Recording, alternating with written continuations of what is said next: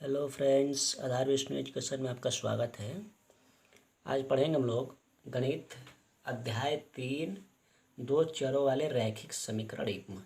इस चैप्टर का नाम है। और देखिए, सबसे पहले एक्सरसाइज शुरू होने से पहले हम लोग इसके बेसिक कॉन्सेप्ट के बारे में जान लें कि इस चैप्टर की होने का मीनिंग क्या है। जैसे दो चर वाले रैखिक समीकरण का युग्म, तो दो चर, सबसे पहले आप जानिए कि चर और अचर होता क्या है। तो आपको यह पहले से मालूम है कि चर राशियों का मान सदैव बदलता रहता है, जबकि अचर राशियां जो एकदम स्थिर रहती है। यानी अचर राशियां बिल्कुल नहीं बदलती है। जैसे मान लीजिए जो भी गिनती की संख्याएं हैं वो अचर है, लेकिन उनके साथ यदि अल्फ़ाबेट का कोई भी वर्ड लग जाए, XYZ ABCD कुछ भी लग जाए, ये सब चर होगी। अब यहाँ पे दिया है कि एक चर जिसका रूप AX + BY + C = 0, जहाँ A, B और C वास्तविक संख्याएं हैं। तो आपको पहले से मालूम है कि वास्तविक संख्याएं क्या होती है। तो जिन संख्याओं का परिवार में यदि परिमेय और अपरिमेय दोनों संख्याएं मौजूद हो तो वहाँ कह सकते हैं कि यह वास्तविक संख्याएं होती है। और वास्तविक संख्याओं को हम कैपिटल R यानी रियल नंबर से डिनोट करते हैं। तथा A ≠ 0, B ≠ 0, इसका देने का मीनिंग यानी मतलब क्या है। देखिए, यहाँ पे यह जो बाउंड्री कंडीशन दे दी गई है, इसका मतलब बहुत साफ है कि जब ए का मान 0 ना हो, बी का मान 0 ना हो, तभी यह लागू होगी। क्योंकि यदि ए और बी यहाँ पे 0 हो जाएगा तो बस यहाँ पे अचर पद बच जाएगा। जब यहाँ पे अचर पद बच जाएगा तब यहाँ पे दो चरों वाले रैखिक समीकरण का कोई मतलब ही नहीं निकल पाएगा। इसलिए यह एक बाउंड्री कंडीशन है कि ए ≠ 0 और बी ≠ 0 होना चाहिए। दो चरों एक्स और वाई वाले रैखिक समीकरण कहलाती है। दोस्तों, यह बहुत ही अच्छा टॉपिक दिया हुआ है कि A ≠ 0 और B ≠ 0 होना चाहिए। अन्यथा यदि यह ≠ 0 जब नहीं हो पाएगा तो यहाँ पे जो भी मान रखेंगे वह दो चर वाले रैखिक समीकरण में नहीं हो पाएगा। और सबसे पहले समझने वाली बात है कि युग्म, युग्म यानी पेयर। युग्म मतलब क्या होता है, तो जोड़ा होता है। तो आइए अब इसका एग्जाम्पल को समझ लेते हैं। तो एग्जाम्पल के तौर पे मान लीजिए 2x + 3y = 5। या x एक चर है या y दूसरा चर है, और यहाँ पे 5 जो है यह एक अचर है। इनको इधर ले जाएंगे तो -5 बराबर हम 0 कर सकते हैं। वैसे ही रूट में 3x + रूट में 5y = 7, यानी x और y यह दोनों चर राशियाँ हैं, यह 7 अचर है। इनको इधर ले जाएंगे तो रूट में 3x + रूट में 5y - 7 = 0 हो जाएगा। अब आइए, या तो पहले हम जान लेते हैं। और एक बात और आपको ध्यान देना होगा कि इसी से संबंधित संगत और असंगत भी आएगा। तो संगत और असंगत जब आएगा तो उसमें एक बात आपको समझना होगा कि जो चर राशि का मान जो संतुष्ट के रूप में मिले, यानी सेटिस्फाई कर दे समीकरण को, तो वह संगत मान होंगे। और जो समीकरण को संतुष्ट न कर पाए यानी मान न दे पाए, वह असंगत मान होंगे। अब आइए चलते हैं एक्सरसाइज 3.1 का पहला क्वेश्चन। क्वेश्चन देखते हैं क्या है। कि देखिए, सबसे पहले क्वेश्चन में यह दिया हुआ है कि आफताब अपनी पुत्री से कहता है, 7 वर्ष पूर्व मैं तुमसे 7 गुनी आयु का था। अब से 3 वर्ष बाद मैं तुमसे केवल 3 गुनी आयु का रह जाऊंगा। क्या यह मनोरंजक है, क्वेश्चन मार्क है। इस स्थिति को बीजगणितीय एवं ग्राफीय रूपों में व्यक्त कीजिए। तो देखिए, इस क्वेश्चन को आपको टोटली सॉल्व नहीं करना है, पहले तो इसमें कंफर्म कर दिया है कि क्या यह मनोरंजक है। इस स्थिति को बीजगणितीय एवं ग्राफी है, यानी आपको ग्राफ और इसका समीकरण बना करके शो कर देना है। यही इसमें मेन फैक्ट है।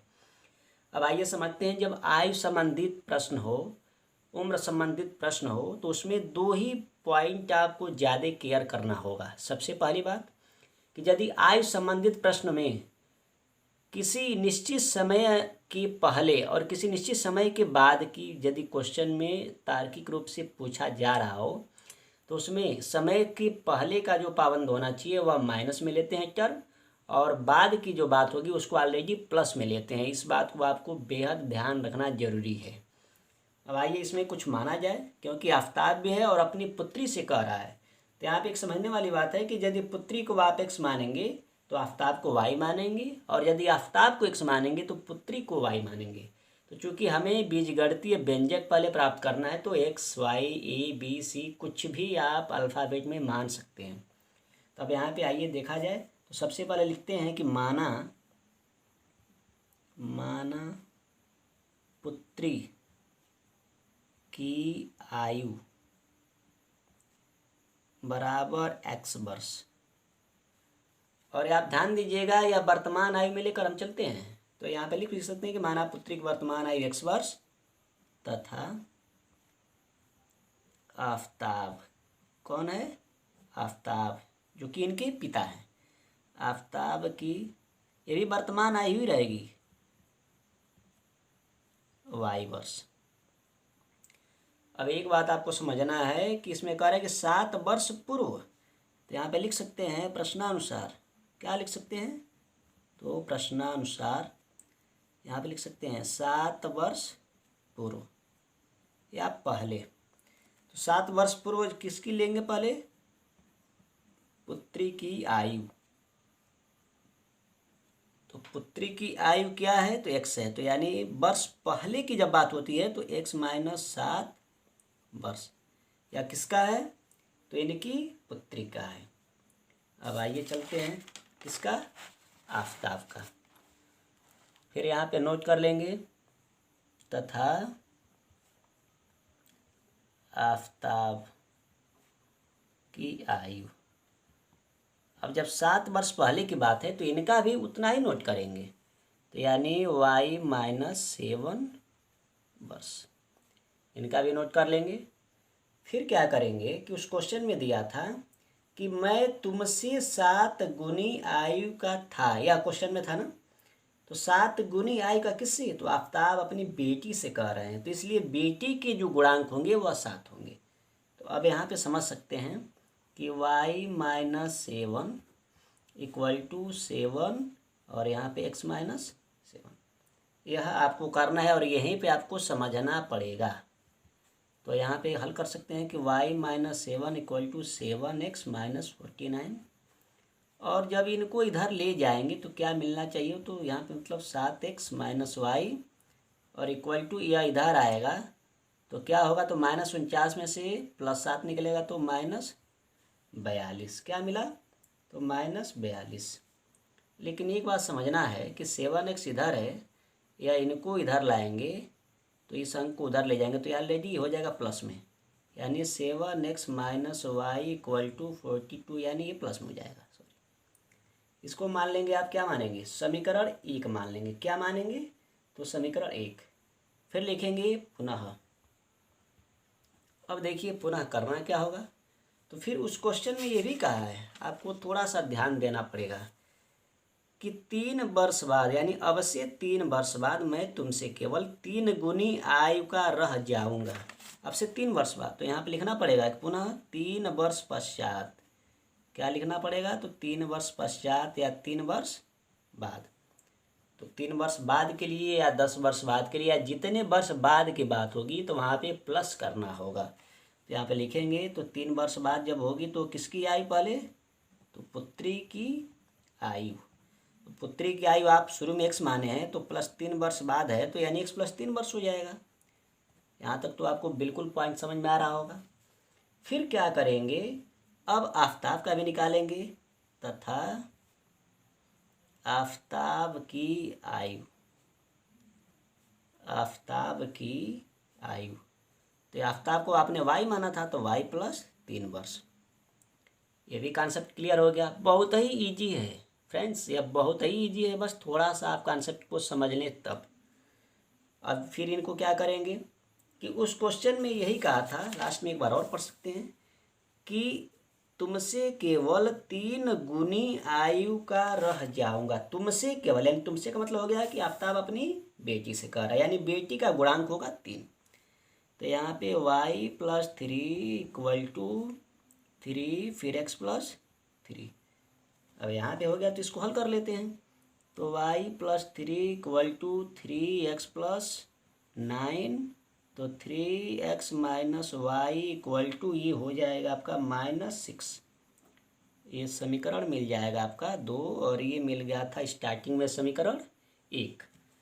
अब करना क्या है, तो यहाँ पे हम समीकरण 1 और समीकरण 2 को हल नहीं करना है, बस बीजगणितीय समीकरण। तो देखिए सबसे पहले हमने समीकरण तो बना दिया, अब समीकरण बना करके हम लोगों ने दिखा दिया, लेकिन यहाँ पे इस बीजगणितीय समीकरण के अलावा ग्राफीय निरूपण में भी दिखाना है। तो ग्राफीय निरूपण दिखाने के लिए सबसे पहले क्या करते हैं कि एक एक समीकरण का हम आलेख प्राप्त करते हैं। तो आलेख कैसे प्राप्त करेंगे, तो यहाँ पे इसका एक टेबल बनाते हैं। तो यहाँ पे चलिए देख लेते हैं कि समीकरण एक से जब देखेंगे तो y बराबर क्या मिलेगा, यानी माइनस वाई है, इसको इधर ले जाएंगे तो y या इधर आ जाएगा। तो y बराबर मिल जाएगा 7x और माइनस मिल जाएगा कितना 42, यानी 7x माइनस 42 यह मिला।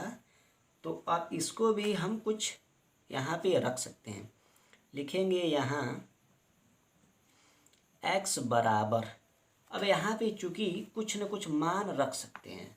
जब हम y बराबर 7x माइनस 42 किए हैं तो यदि एक कुछ ऐसा मान रखेंगे या सूक्ष्मतम यानी छोटा से छोटा मान प्राप्त हो, ताकि हमें आलेख बनाने में कोई टेंशन न हो।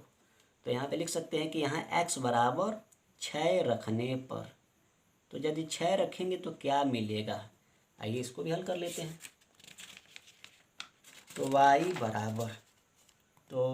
बराबर 7 गुणे 6 माइनस 42, यानी y बराबर 42 माइनस 42, यानी y बराबर मिल गया 0।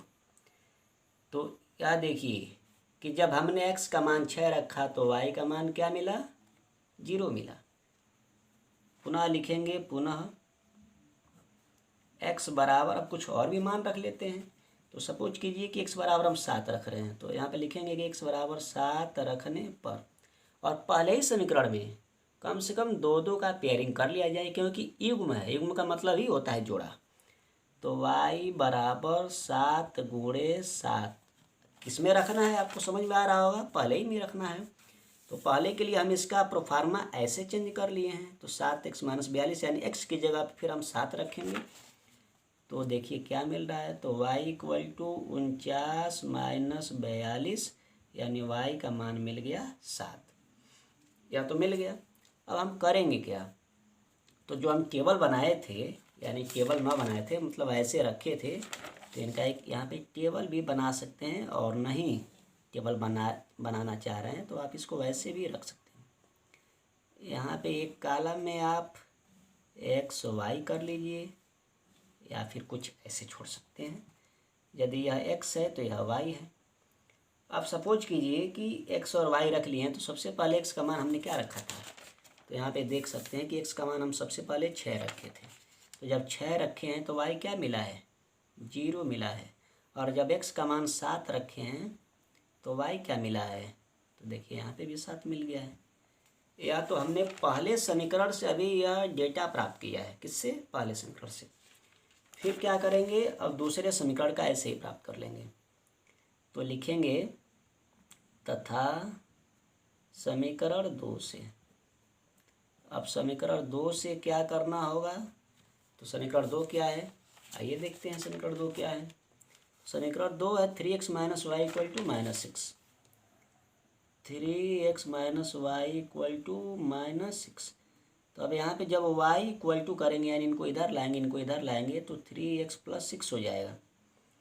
अब क्या करेंगे कि यहाँ x बराबर, अब यहीं से कुछ न कुछ मान रखेंगे। तो सपोज कीजिए कि यदि यहाँ पे हम x का मान 0 रख रहे हैं, तो 0 रखने पर, तो जब 0 रखेंगे तो क्या मिलेगा, तो y का मान 6 मिल जाएगा। तो y equal to 3 into 0 plus 6, यानी y इक्वल टू मिल जाएगा 6, यह हो गया। लिखेंगे पुनः x इक्वल टू, अब कुछ और रख लेते हैं। तो मतलब अपने मन से दोस्तों आप कुछ भी मान रख सकते हैं, लेकिन इतना ज़रूर ध्यान रखिएगा कि आप ऐसा मान रखिएगा कि जो छोटा ही मिले, ताकि ग्राफ बनाने में सरलता यानी आसानी हो। यदि x का मान हम -3 रख रहे हैं तो देखिए क्या मिल रहा है, तो -3 रखेंगे तो y equal to 3 into -3 plus 6, यानी y इक्वल टू -9 प्लस 6, यानी y इक्वल टू मिल गया -3। और इसका भी ग्राफ बना लेते हैं। एक तरफ से इसका भी हम ग्राफ की पहले एक टेबल बना लेते हैं। टेबल बनाएंगे तो यहाँ पे x कर लेंगे, वहाँ पे y कर लेंगे, और जैसे जैसे रख रहे हैं वैसे मान रख लीजिए। तो सबसे पहले आपने x की जगह क्या रखा था समीकरण 2 में, तो x की जगह हमने 0 रखा था। तो y कितना प्राप्त हुआ था, 6 लिख लेंगे y में। फिर x बराबर -3 रखा था x के कॉलम में, तो y कितना प्राप्त हुआ है, तो ये भी हमारा -3 ही प्राप्त हुआ है। अब देखिए जब टेबल बन जाए तो ग्राफ बनाना बहुत ही आसान है। तो अब लिख सकते हैं समीकरण 1 व 2 से आलेख प्राप्ति के लिए ए। अब समीकरण 1 व 2 को कुछ न कुछ जो टेबल बना है उसको रख लीजिए। तो x का मान 6 है, y 0 है, तो a 6, 0, b अभी बन जाएगा 7, फिर वैसे ही c, तो c अब यह बन जाएगा, तो 0, 6 और d मिल गया आपका -3, अब जब यह ए बी सी डी के रूप में जब इसको प्राप्त कर लेते हैं तो बस इतने ही को यानी चारों को, यानी एक पेयर और एक पेयर, इन चारों को आप ग्राफ पे दर्शा दीजिए। बहुत ही सरल तरीके से आप ग्राफ पे दर्शा सकते हैं, इसमें कोई दिक्कत की बात नहीं है। तो अब आइए अब इसके लिए ग्राफ चलते हैं। तो ग्राफ पेपर पे कैसे इसको ट्रेस करेंगे, तो सबसे पहले देखिए हम यहाँ पे कुछ न कुछ पहले से ही ग्राफ खींच करके रखे हैं। चूँकि ग्राफ पेपर हमारे पास था लेकिन इस वक्त नहीं है, तो ग्राफ पेपर पे आपको बताना और समझाना शुरू करेंगे। लेकिन इसके पहले एक छोटा सा देख लीजिए आप ऐसे। अब हमने क्या किया, यहाँ पे आप देख सकते हैं कि जो मान निकला है इसको यहाँ पे रख लेते हैं। अब सबसे पहले क्या करेंगे, तो सबसे पहले देखिए या स्केल की सहायता से हम पहले ही बना चुके हैं। अब यहाँ पे ए का मान हमारा आया था 6, 0, ये अभी 6, 0 निकला है। तो 6, 0 कहाँ प्रदर्शित करेंगे, तो आप ग्राफ को बेसिकली थोड़ा सा आपको बता दे रहे हैं, जानने की चीज़ है कि जो चतुर्थांश होता है ग्राफ का, वह पहला भाग जो होता है वह दोनों प्लस प्लस होता है। पहला भाग क्या होता है, तो दोनों प्लस प्लस होता है, दूसरे में माइनस प्लस होता है, तीसरे में माइनस माइनस होता है, चौथे में प्लस और माइनस होता है। बस यही आपको समझना है। अब उसके हिसाब से आपको मान को रख देना है, जैसे जो चिन्ह के साथ है एक्स अक्ष और वाई अक्ष के साथ। तो इस ग्राफ में या एक्स अक्ष है या वाई अक्ष है, तो आप जानते हैं कि आप टोटल प्लस होता है एक्स और वाई, यहाँ पे एक्स अक्ष माइनस होता है, वाई अक्ष प्लस होता है, और इसमें एक्स अक्ष और वाई अक्ष दोनों माइनस होता है। इसमें एक्स अक्ष आपका जो होता है वह एक्स अक्ष इसमें जो होता है वह प्लस और वाई अक्ष माइनस चौथे में। अब या तो जानकारी पहले से भी है आपको, अब इसमें कैसे प्लाट करेंगे इसको देखना है। तो सबसे पहले देखिए ए का मान हमारा मिला है 6, 0। तो 6, 0 का मतलब हो गया कि 6 जो है वह एक्स अक्ष पे है और 0 जो है वह वाई अक्ष पे है। तो बस हम इस पॉइंट को नोट कर लेते हैं। तो 6, 0 यानी कहने का मतलब कि यह पॉइंट, अब यहाँ पे बगल में कहीं नोट करा दे रहे हैं आपको, ए यानी 6, 0 यही पॉइंट है। अब फिर दूसरा हमारा क्या मिला था, तो दूसरा मिला था 20, 7, 7। तो 7, 7 का मतलब कि एक्स अक्ष और वाई अक्ष दोनों मान ये भी प्लस में है, तो यानी पहले चतुर्थांश में ही होगा। तो 7 फिर 7 यानी 7 इधर से एक्स अक्ष से और 7 वाई अक्ष से, यानी यहाँ पे। तो मान लीजिए यहाँ और यहाँ दोनों मान तो रख नहीं सकते, तो दोनों का हम देखेंगे मीट कहाँ पे होगा। तो इसका यहाँ पे आएगा और इसका यहाँ पे होगा। तो कहने का मतलब कि यहाँ पे जो होगा इनका नाम दे देंगे, यानी बी, और यहाँ पे हो जाएगा 7, 7। ये भी नोट हो गया। अब फिर क्या करेंगे, तीसरा जो है सी और डी। तो सी क्या है, तो सी आपको हमने जो कापी पे निकाला है उसको समझा दे रहे हैं। जो कापी पे निकला है यही सी है, 0, 6। तो 0, 6 का मतलब हो गया है कि 0 एक्स अक्ष पे और वाई अक्ष पे 6, यानी कहने का मतलब कि यह पॉइंट। तो यहाँ पे इसका नाम दे रहे हैं सी, यहाँ पे लिख दे रहे हैं सी और 0, 6। फिर चौथा है डी यानी -3, यानी इसमें पड़ेगा, क्योंकि दोनों माइनस में मान है। इसका मतलब कि तृतीय चतुर्थांश में होगा। तो -3 इधर से और -3 इधर से। तो यह इन दोनों का आप देख लीजिए मीट कहाँ पे पड़ रहा है, तो इन दोनों का मीट यहाँ पे आएगा। तो यहाँ पे पड़ रहा है, तो इसका मतलब हो गया कि यहाँ पे यह बिंदु रहेगा, तो इसका नाम रहेगा D -3, -3। अब देखिए आपको बहुत ही आसान तरीके से यह मालूम हो गया कि यह ए है या बी है या सी है या डी है।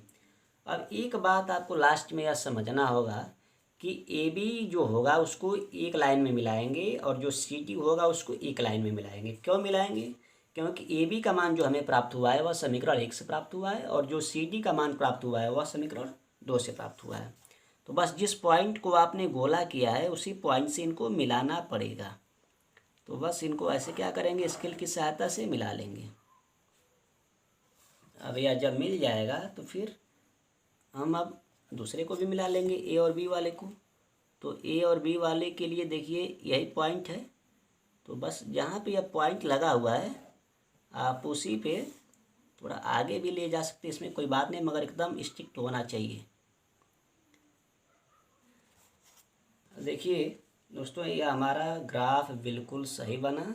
इसका मूल्यांकन और सत्यापन भी आप कर सकते हैं।